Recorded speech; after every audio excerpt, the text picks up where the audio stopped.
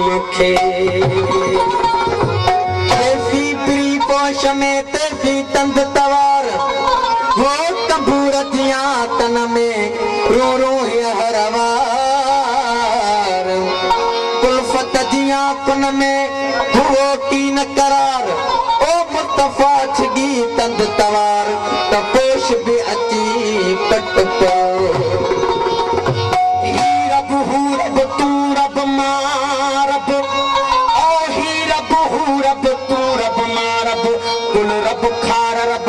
मखड़ीदार रब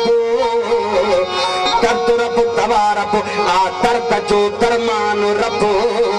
सिकरब सुहरब सुह जो सिंगार रब इश्क रब आशिक रब इश्क जो आजार रब गांद रब गौ जो गवार रब बकरी रब रब ढजो रे ढार रब केलो रब दरिया जी ददकार रब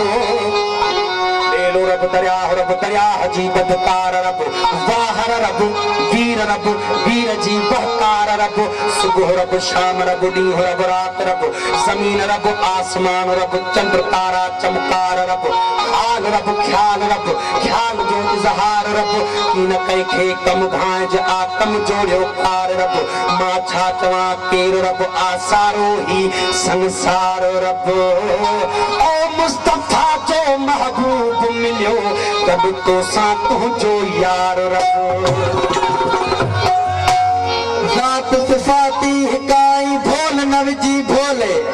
ओ सोई अंदर सोई बाहर सोई तुझे चोले सोई अंदर सोई बाहर सोई तुझे चोले ओ तो में मुंह में हिन में हर जा अल्लाह सच सच लथो बोले समाज जी हर साह में थो मजा माया लख किथ चौपाई चरंदो वता किथ खोया पखने पख किथ वेढ़ाया किथ रखा राज कर रखा किथ मोहब्बत में थो मजनू थिया किथ सौ वठा सुख ओ मुस्तफा मथी मां मदनी मुख हाणे मुल्कन में तो मौजू करिया ताबो थी अंदर में तू वोड़े ॾिस वथाण ताबो थी अंदर में तू वोड़े ॾिस वथाण वनहन अकरब वे जुड़ो तुझो ही तो साण ओ पांजो अथई पाण अला अनवर चवे अंदर में छद मां खे मिठावट हेठां वारो कस रुगोदन जी गिला थो करी कुछ पाण दे भी ॾिस खाई गघो थियो आहे कुछ अलाह जी राह में कुस दन खे फक फकड़ी रुगो पाण खणी रस जेको अड़ियो अची अर्ज़ करई मन अलाह खे त लॻई उते कस ओ ख़ालिद मार इहो नफ्स जेको दर दर पियो दर पदर करई दर पदर थे पोइ बि मञी नथो मोगा ओ किरदार खयई काम वारो हित हुत हयई छोगा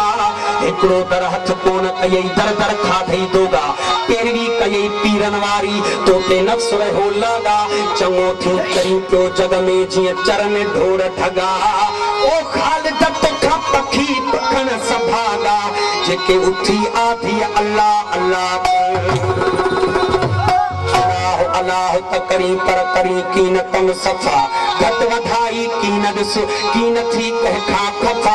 किरदार खण पंजरन वारो मलामत मंझ मिलनी नफा किरदार खण पंजरन वारो मलामत मंझ मिलनी नफा ओ ख़ालिद अल्लाह बि मिले मंझ जफा ताकि मिण कंदे पोइ मोकल थई तू हामी तू बारी बेचून तू हादी तू हामी तू बारी बेचून सजा तुझी सिकमे के माजी छा मखमून जिया जिया नशानी हजा तिया तिया सूरत सकून ओ अजब जोश जनून आहे अम्हा जे इश्क में तू हामी तू बेहद बख्शनहार तू हादी तू हामी तू बेहद बख्शनहार आयो तुझे तरते ही माझी मंगनहार आयो तुझे तरते ही माझी मंगनहार ए देहन जादा तार देखो प्यालो प्रीत जो इश्क जड़ी न आयाशी काए अरक गुलाब न चोड़े ओ पीवे पीवे जुग जुग जीवे अमृत रस लोड़े जन्नत दोज़ख दो सवाबों